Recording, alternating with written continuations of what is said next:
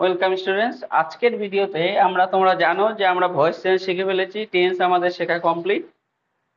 আমরা তো যেটা শিখেছি সেটা একটু প্র্যাকটিস করে নিই। তোমরা যারা আমাদের চ্যানেলটা ফলো করো তারা জানো আমাদের এই যে কোশ্চেন সেটটা অলরেডি পোস্ট করা ছিল, নিশ্চয়ই তোমরা দেখেছো। যারা দেখোনি তাদের তো খুবই ভালো, তারা ডিরেক্ট দেখতে পাচ্ছ। আমাদের একটু নানান ধরনের মাধ্যমিক লেভেল বা তার থেকে একটু টাফ হতে পারে।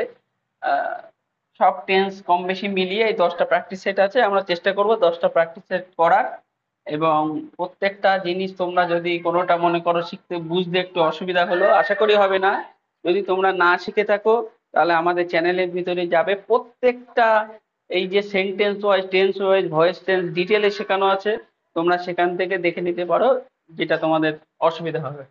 চলো প্রথমটা আসি। প্রথমটা আছে দ্য স্টোন ফিলস রাফ। এখানে সাবজেক্ট স্টোন, ভার্ব হচ্ছে ফিলস, তারপরে আছে রাফ। রাফ কি অবজেক্ট? না, রাফ হচ্ছে অ্যাডজেক্টিভ। কেমন? কর্কশ। স্টোনটা কেমন অনুভব হচ্ছে? এটা কর্কশ বা খটমটে।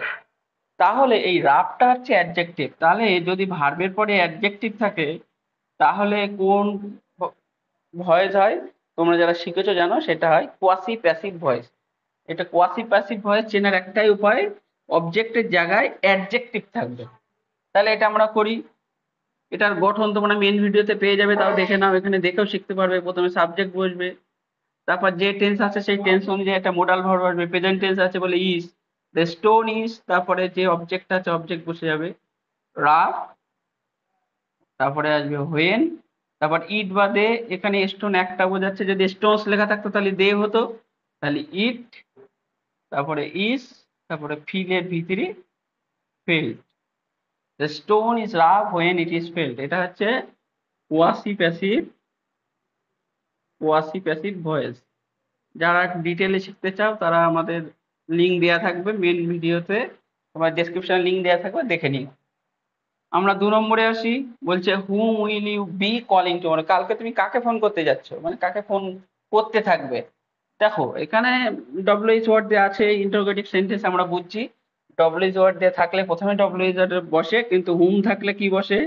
এটা অনেকেই তোমরা জেনে গেছো অলরেডি। হুম থাকলে হু বসে, আর হু থাকলে কি বসে? বাই হুম বসে। এটা কিন্তু গুলাবে না। হুম থাকলে আবার বাই হু লিখো না, শুধু হু বসবে। তাহলে হু, তারপরে কি হলো? কোন? উইল বি আছে, ফিউচার কন্টিনিউয়াস টেন্স আছে, তাহলে who will be being. Continuous মানেই বিং হবে, বিং।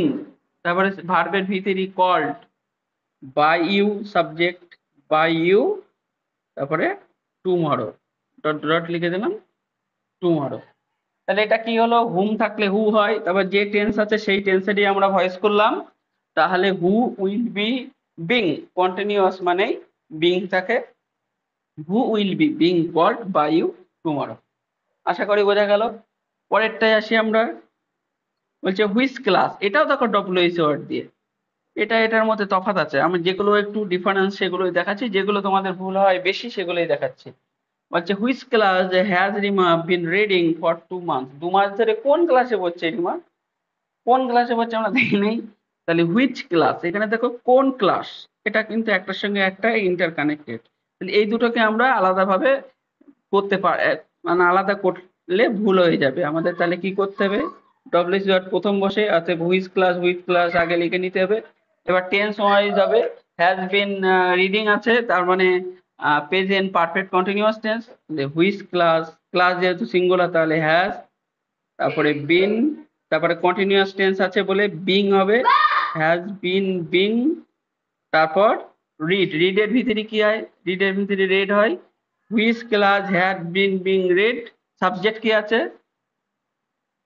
তাহলে which class has been being red, subject কি আছে? রিমা। তাহলে বাই রিমা ফর 2 মান্থস, যা আছে আমরা লিখে দিলাম ফর 2 মান্থস। বোঝা গেল?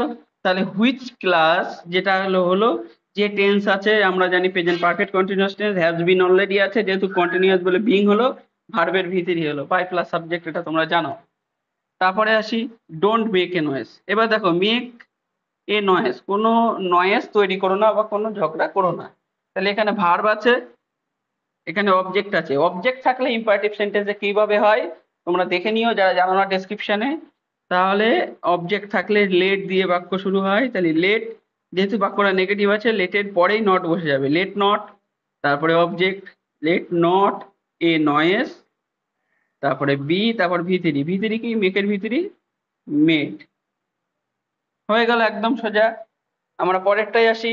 Always get up early in the morning, প্রত্যেকদিন সকাল সকাল ওঠো। এখানে দেখো গেট আপ কি, গেট আপ কাকে, আমার যে ভার্ব এর কোনো অবজেক্ট নেই। তাহলে ইম্পারেটিভ সেন্টেন্সে অবজেক্ট না থাকলে যে নিয়মে করতে হয়, you are advise, you are order, এই নিয়মেই আমরা করব। তাহলে ইউ আর এটা তোমার সকালবেলায় উঠতে বলছে, ভালোর জন্য বলছে। তাহলে ইউ আর অ্যাডভাইসড, তারপরে টু হবে, to get up early in the morning. এখানে অলওয়েজটা আমরা এখানে যদি to always get up in the morning, in the morning. আশা করি বোঝা গেল। যেহেতু এটা অবজেক্ট নেই এই জন্য এটা ইম্পারেটিভ সেন্টেন্সে উইদাউট অবজেক্ট যে ফর্মুলা তাতে আমরা করলাম। আশা করি বুঝলে, না বুঝলে তোমরা দেখে নিও। তারপরে নেভার টেল এ লাই, আমরা আর একটা এসে যাই। এটা তাহলে টেল কি বলবে, মিথ্যা, দেখো এটা অবজেক্ট আছে, তাহলে একইভাবে হবে লেট নেভার, তাহলে নট থাকলে লেট নট হচ্ছে, আর নেভার থাকলে late never. Late never a lie be told, late never a lie be told. বোঝা গেল একই জিনিস, পরপর আমি আর বেশি বোঝালাম না। এবার দেখো did you call on police, তোমরা কি পুলিশকে ডেকেছিলে? পাস্ট ইনডিফিনাইট টেন্সে জাস্ট ইন্টারোগেটিভ, কোনো ডব্লিউএইচ ওয়ার্ড নেই। তাহলে ওয়াজ পুলিশ, অবজেক্টকে কাকে ডাকা দিল, পুলিশকে, তাহলে ওয়াজ পুলিশ কল্ড অন, এই অনটা কিন্তু তোমাকে দিতে হবে, কারণ এটা অ্যাপ্রোপ্রিয়েট প্রিপোজিশন, কল অন মানে সামন মানে ডেকে পাঠানো। তাহলে এটা অ্যাপ্রোপ্রিয়েট প্রিপোজিশন যেহেতু, লিসেন টু, কল অন, এগুলো আমরা ওই অনটা বাদ দিলে হবে না। Was police called on by you. আশা করি বুঝলে সোজা এই ব্যাপারটা। এবার দেখো এটা তো তোমরা সবাই জানো, কাইন্ডলি বি অনেস্ট, এই কাইন্ডলি থাকলে কি হবে, প্লিজ বা কাইন্ডলি থাকলে ইউ আর রিকোয়েস্টেড দিয়ে বাক্য শুরু হবে। তাহলে you are requested, you are requested to, তারপরে যা আছে তাই, be honest, to be honest, you are requested to be honest. এটা দেখি, এটা বলছে it is time to catch fish, এখন মাছ ধরার সময়। দেখো ইট ইজ টাইম, এটা তো ভয় দেয় না, এর মধ্যে কোনো মেন ভার্ব নেই, বি ভার্ব আছে। তারপরে কি আছে, টু ক্যাচ ফিশ, এই টু ক্যাচটা কি তোমরা জানো, এটা infinitive, to plus B one অর্থাৎ ইনফিনিটিভ, আর এই ফিশ হচ্ছে ইনফিনিটিভেরই অবজেক্ট।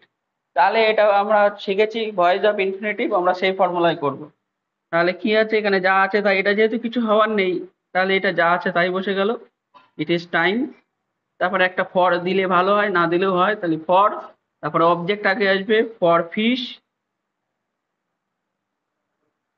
আবার টু ক্যাচ আছে তাহলে এটা হবে to be caught, for fish to be caught. তাহলে টু প্লাস ভি ওয়ান যদি থাকে অ্যাক্টিভ ভয়েসে, প্যাসিভ ভয়েসে হয়ে যাবে টু বি ভি থ্রি। এটা তোমরা জানো, তোমরা দেখে নিও, আমাদের ডেসক্রিপশনে থাকবে, এটা ডিটেলে শেখানো আছে, এটা ভালো করে শিখে নিও। তারপরে they saw me teaching you on YouTube, এটা একদম সোজা, তারা আমাকে দেখলো ইউটিউবে তোমাদের পড়াতে। তাহলে এখানে দেখো তারা কিন্তু আমাকে দেখেনি, তারা দেখছে যে আমি তোমাদের পড়াচ্ছি। তাহলে এটা কিন্তু, এই যে আমি আমি তোমাদের পড়াচ্ছি, এইটা কিন্তু এই ভার্বের অবজেক্ট, ঠিক আছে, দেখলো। এবার দেখো এই ভার্বের অবজেক্টের মধ্যে এখানে এটা জেরান্ড আছে, জেরান্ডের সাবজেক্টকে কে পড়াচ্ছে, আমি, অবজেক্টকে ইউ। তাহলে এখানে বোঝাই যাচ্ছে জেরান্ডিয়াল ভয়েসই হবে। তাহলে এটা কি হবে, দে স, এখানে যা আছে তাই, দে স, তারা দেখলো। এবার এর অবজেক্টটাকে যাবে ইউ, জেরান্ডের ভয়েস করতে গেলে বিং আসে, তাহলে you being taught, you being taught by me on YouTube, on YouTube. You. তাহলে বোঝা গেল, they saw you being taught by me on YouTube. আশা করি কোনো সমস্যা হলো না। তোমরা যদি তোমাদের সমস্যা হয় ডেসক্রিপশনে ওখানে তোমাদের লিঙ্ক থাকবে, ডেসক্রিপশনে তোমরা সব ভিডিওগুলো দেখে নিও। ভালো লাগলে সাবস্ক্রাইব করো। পরের ভিডিওতে আমরা আসবো ডিগ্রি নিয়ে। ভালো থেকো, আবার দেখা হচ্ছে।